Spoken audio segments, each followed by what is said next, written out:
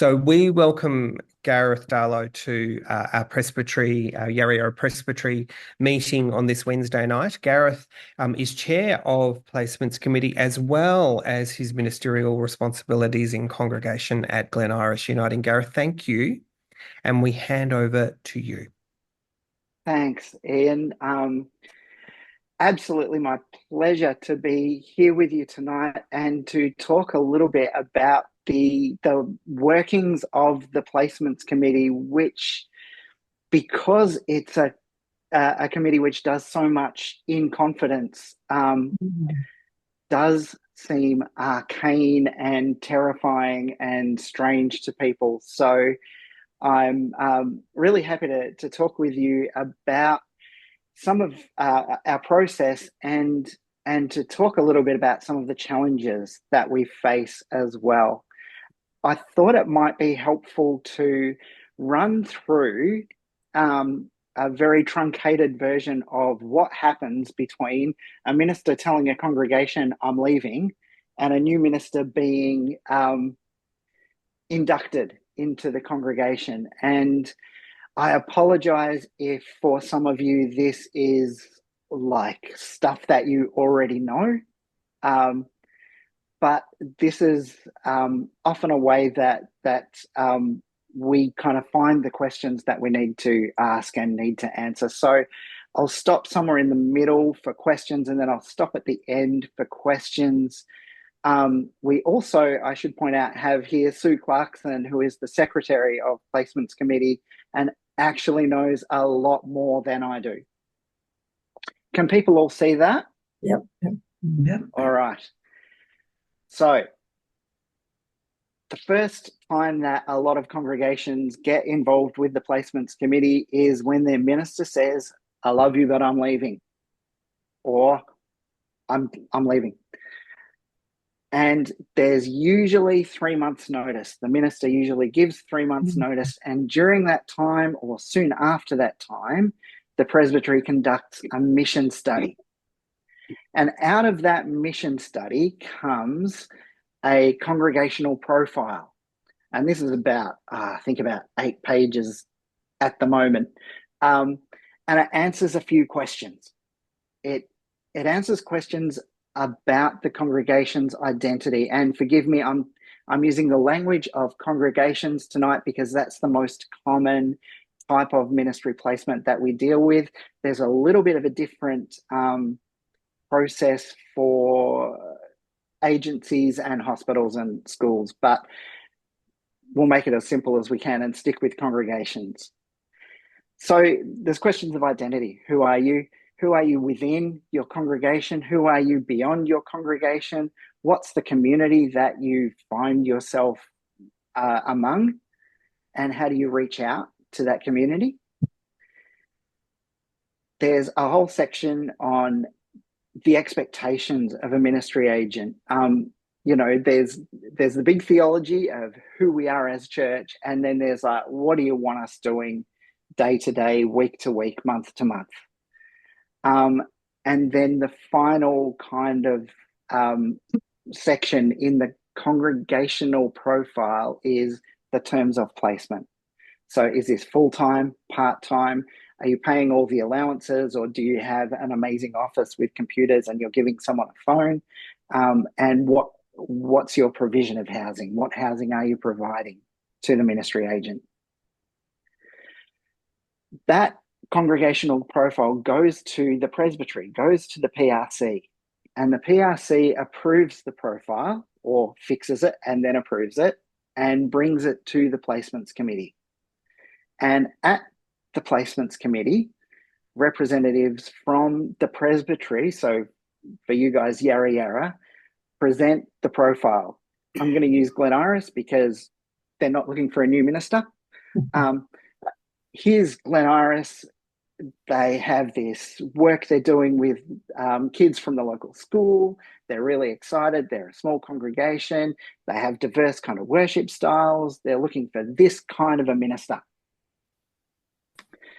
The Placements Committee meets on the third Wednesday of every month. We met today.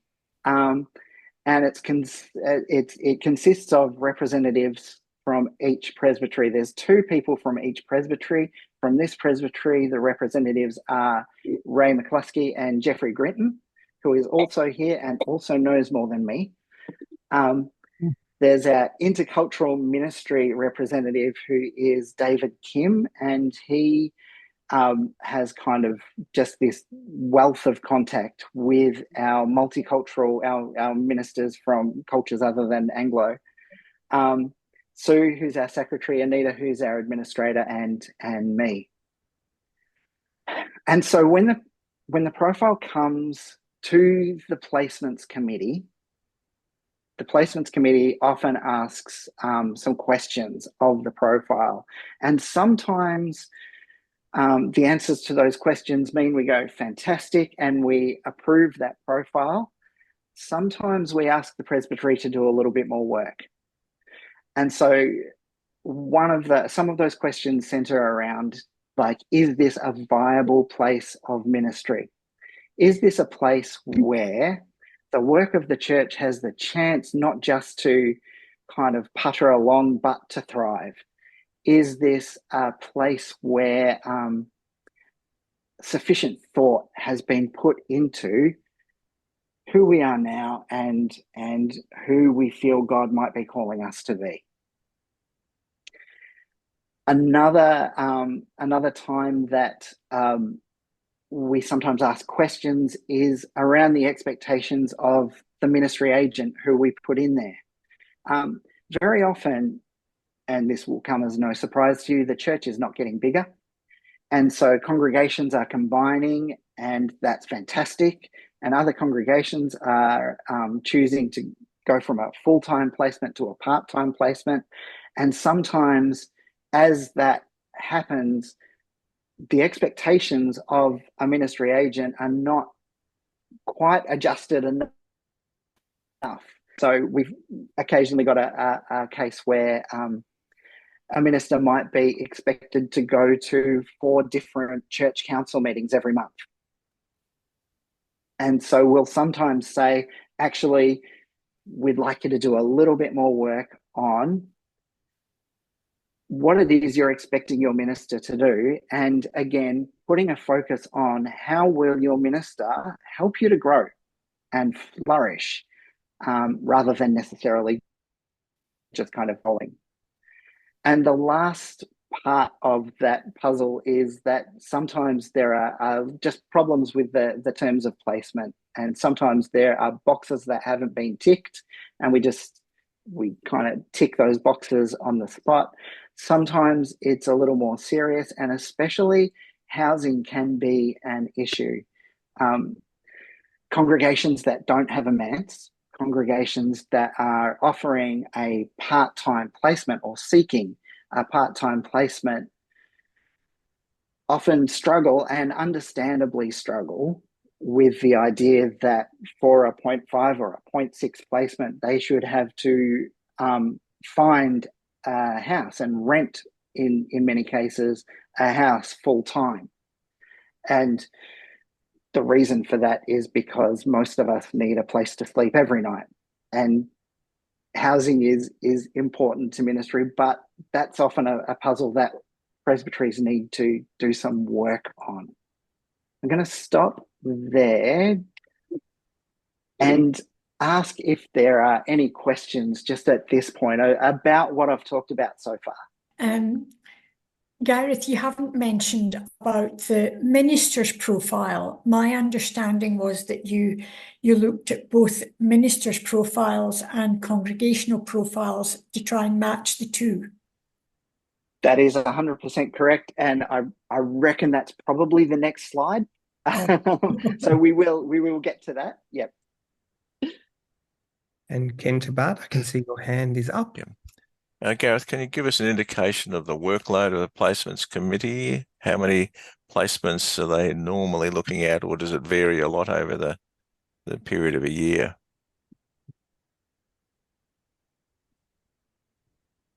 It varies a bit. Today we looked at 2 new placements, or 2 new placement applications. And we have kind of an ongoing, I can see Sue looking up actual numbers. I would guess at the moment there are probably about 20 placements across the Synod that we're looking for people for. About 35. 35. Yeah, don't ask me for numbers. Okay. So the profile is accepted by the Placements Committee. And it goes, when we meet in person, it goes literally on a whiteboard, and the names of ministry agents who are available for call are matched to placement profiles, and those people are asked to have a conversation.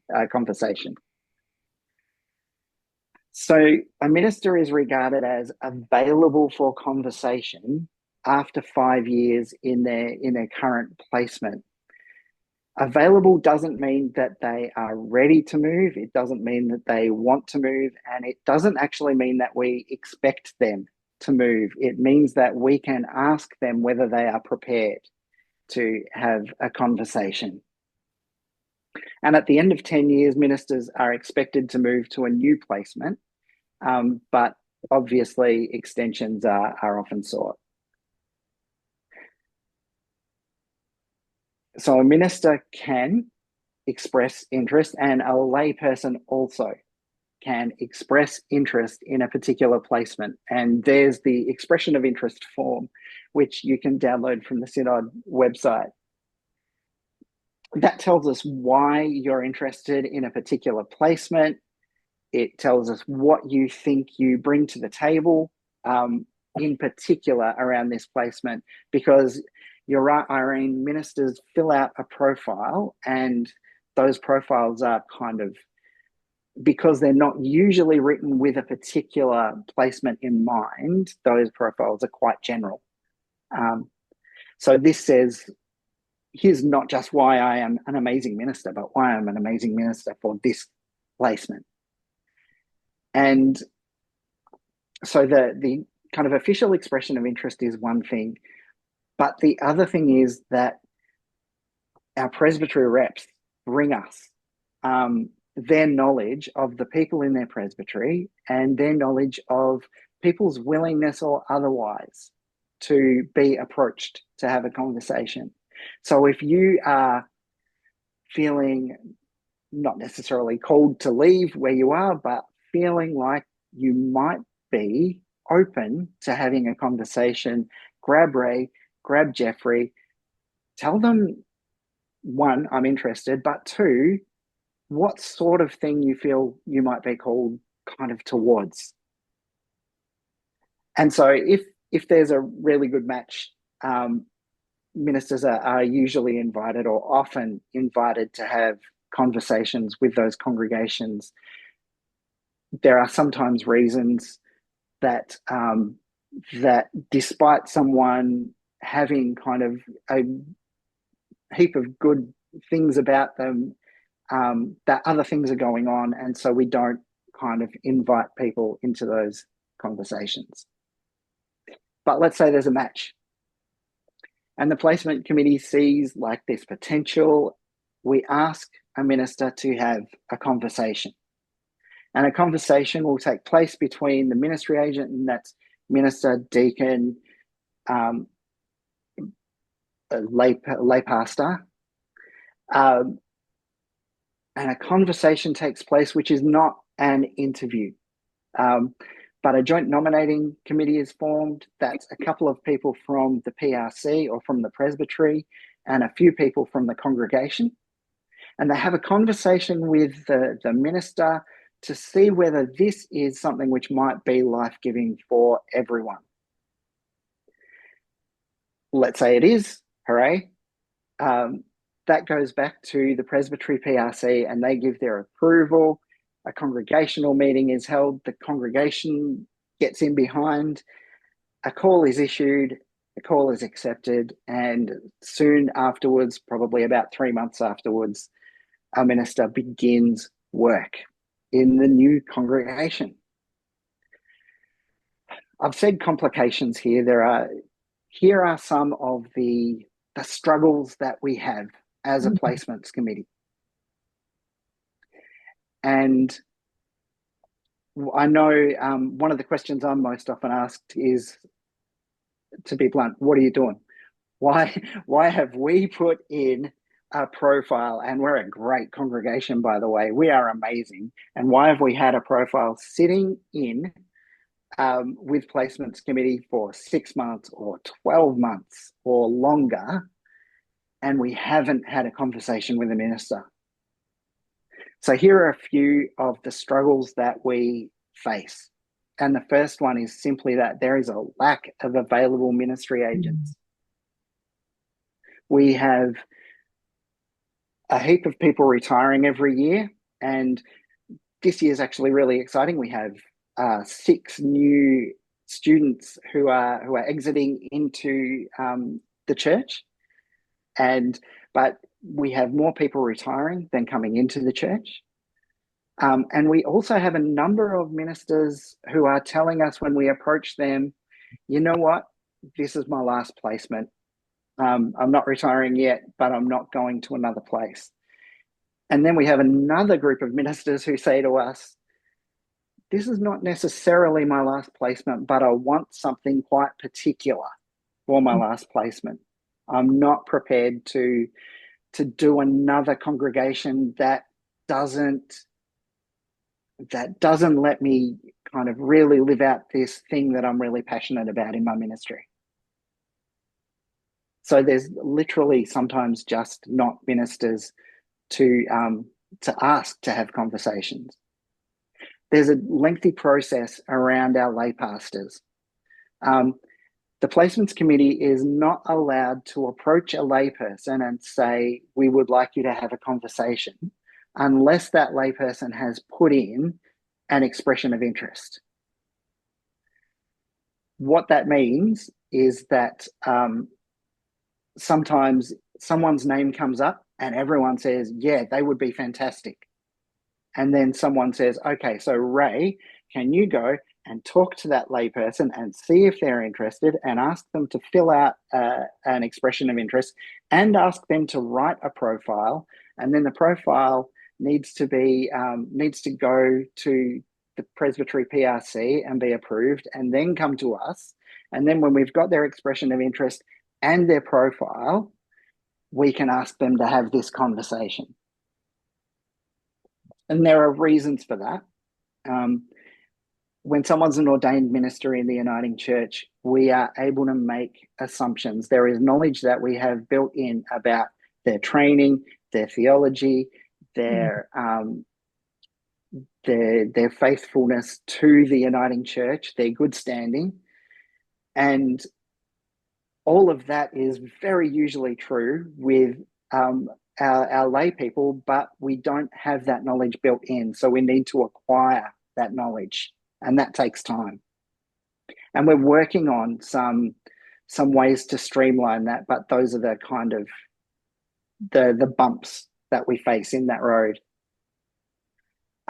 There's geographical availability, and I'm a perfect example. I have a partner, and she has a work and a life, and I have a kid, and she has a life. And because they have lives, and my life doesn't take precedence, I can't ask them to move across the country or even across the state. And so there are some ministers who just are not available to go to the places where ministers are needed. And then the last thing that's a common problem is that part-time nature of some placements. It's hard to find ministers for full-time placements. It's harder for part-time placements. So that's where we are. I'm really happy to talk more, to answer any questions if you have them, or hear kind of your reflections on any of that. Given that situation you've described, the limitations of available ministers, geography and such like, has the Placements Committee considered providing some guidelines as to what might be an easier way for a placement to occur in terms of full-time is preferred to part-time. If congregations are gathered together, they need to have a joint church council rather than separate church councils. Availability of manses or types of manses. Because it seems that we really need to say to presbyteries, the time is coming when it's going to be very difficult. So there's almost going to be a rationing of ministers, and presbyteries need to make sure that congregations are in a better position to be acceptable or to find a suitable placement. Has it considered giving some sort of guidelines or assistance to presbyteries in this matter? That's a good question, Ken. We talk, obviously, like Placements Committee is formed by people who are on the PRCs of their presbyteries, and so there's some inbuilt communication, and hopefully your placements reps are coming back to PRC and communicating some of these issues. And I know actually that's happening because the nature of placements is changing in a lot of places to reflect just the things you were talking about. It is more difficult for country presbyteries where there may not be a congregation nearby to combine with in any workable way, where sometimes literally 0.5 placement is the best and almost only option, and that's a harder ask for them. Sue, did I see your hand waving? Yeah, a little bit. Just to say, we posit a lot of suggestions and ideas, but if there was one simple solution, then we'd have it sorted. But it's not a kind of rural urban thing. Toorak sat empty for a couple of years before they could find a full-time minister to go there, and that's not because it's a difficult congregation or a hard placement. It just is. There are a lot of placements and there are placements and ministers that are a little niche at times, and so there's no easy solution. But yes, Ken, we do try and look to and where there's a placement where we don't think it's likely that a minister will be available, we're pretty upfront about that. But just saying what you need to do out there in congregation land, as you will all know, doesn't make it happen. Erica, can we hear your question? Sure, cheeky question. How many ordained ministers currently in placement come forward to seek out new directions? That's a good question. Do you want me to give it a red hat? Yeah, give it a go, Sue. So ministers are, the processes in the Uniting Church are that ministers can remain in placement for up to 10 years. And after that, there needs to be a significant process about an extension in order to share ministry around the life of the church. So sometimes that's how they become available, and they're coming to the close of their ministry. At other times, we have ministers say, that is exactly the ministry I want to be in, and express interest, and that's very helpful. And sometimes we directly approach ministers and say, we'd really like you to think about this. And let me assure you that if the first response a minister makes to that request was the one you went with, I wouldn't have done either of the last two placements I've been in. So we give ministers a chance to discern and take time to think about the wisdom beyond their immediate kind of knee-jerk reaction to a request. But I believe that Placements Committee is one of the most interconciliar national processes that we have in the church, because there are decision making at all levels of the church. See, but no specific number on hand at any one time. Oh, no, It not varies. at all. Yeah. I see. I think Thank I would you. also add that Ray, as the Presbytery minister here, and in fact Presbytery ministers across the presbyteries, tend to be pretty good at having a knowledge of the ministers in their presbytery and where they are at on their journey. So very often someone's name will come up who hasn't made any outward sign of being ready to move. And in our case from Yarra Yarra, Ray will say, actually, I was talking to them a couple of weeks ago. Here's why it's not a good idea to ask them, or here's why they might be open. So again, communication with the presbytery minister about where you are and what you're thinking about for yourself is really helpful to us. Thank you. Thanks, Erica. Nigel, you were next.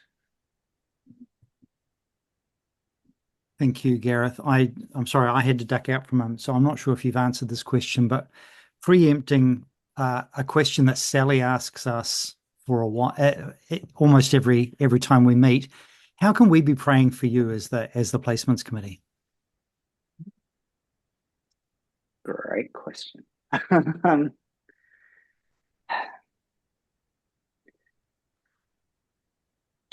The Placements Committee is actually a group of people who take really seriously the fact that we're dealing with people's lives and that we are dealing with the life of the church, and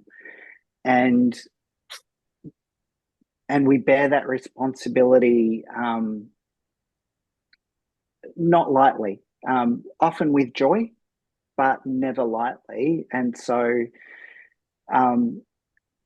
prayer that God is with us as we discern and helping us make wise and compassionate choices, I think would be amazing. You. Thanks, Nigel. Ray, you were next, and then Patricia. Someone before said they're going to ask a cheeky question. I've got one also. It's about the interface, the intersection of the beneficial ownership of ministry. Where does that lie? The tension between the individuality of each minister choosing when they're ready, if they're ready, where they're going, between the need for the church to say, we need someone there and we need you to go there. And I understand there is a priority process, but I guess it's that thing about we have heaps of investment in somebody who has been trained up for 3-4 years, all the resources the church has put into somebody. If we're a company, a corporation or something, we would be treating it very differently. And I'm not suggesting we want to go down that track, but I'm just saying the investiture that we have and the urgent needs we have, is there any discussion about how we resolve that? And I mean, I'm in a situation where I have limited availability, so I totally get that. You know, your family, your et cetera, you can't just go anywhere at any time. But there's also a tension about how does the church tap into and access the resources that we have in terms of ministry and ministers, and the increasing limited flexibility, availability of ministers. Yeah, big question, and a question that we do ask ourselves fairly regularly, and so I think I'd say two things. One is we try and think really strategically about, is this a placement of strategic importance that means that we can not push someone, but certainly say to someone, we realize this was not what you had in mind, but we would love you to discern whether this might be something you're called to. What sits alongside that is that when we ask those questions about kind of strategic roles, about roles which don't just serve a particular congregation or agency or whatever, but actually help the church find fuller expression, the kind of people that we're looking at are usually doing that somewhere else. And so when we look at, for instance, the presbytery minister position in Yarra Yarra, and it's a role that we desperately need to fill, and it's a role of strategic importance to the church, to Yarra Yarra. When we think of names, think of potential people to ask to have that conversation, very often someone else, somewhere else in the church, when we say a name, will say, actually, if you take that person from here, we will crash and burn into the ground because they are doing this thing beyond their congregation that is keeping us alive in our area.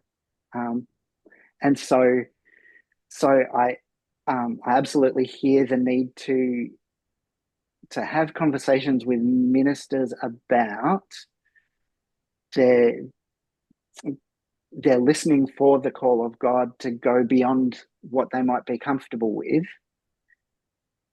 But we also don't have a huge pool of ministers who would be the right people for the kind of positions that we're talking about, who wouldn't create just as big a hole in the place that they leave.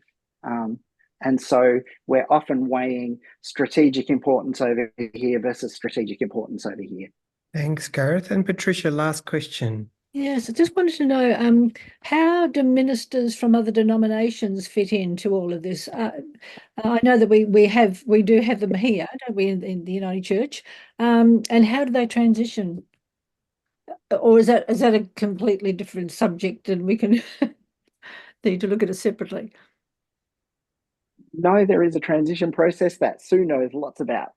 Well, actually, Jeffrey is a member of the Admission of Ministers process, of the Admission of Ministers Committee. The Admission of Ministers process, it's a complicated process in some ways, but it is very well described in the regulations. Some things aren't, but that process is.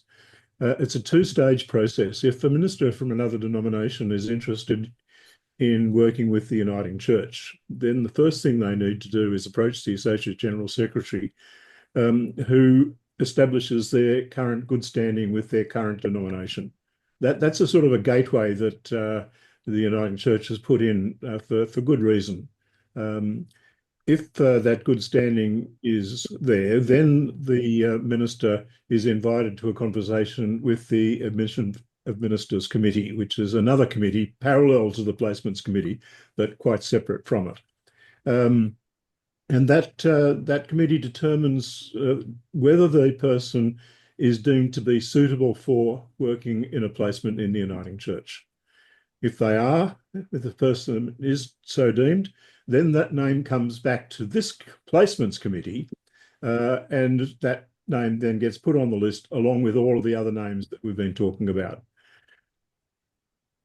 A minister from another denomination can work in a congregation for up to 3 years only, unless they decide that they want to actually apply for full admission to the Uniting Church and become a minister of the Uniting Church, rather than a minister of the other denomination working in the Uniting Church. I know that sounds complicated, but I think it's reasonably clear. If they do decide that they want to apply for admission, then they enter another process with the Admission of Ministers Committee. It's a more complicated and a longer process, and in some ways a more rigorous process that person engages with. And if everything works along the way that it normally does, then that name would then go to the Standing Committee of the Synod, who make the final decision about admission of that person as a minister of the Uniting Church. That's it in a nutshell. Thank you, Jeffrey. Thank you, Sue. Thank you, Gareth. Some mysteries have been exposed.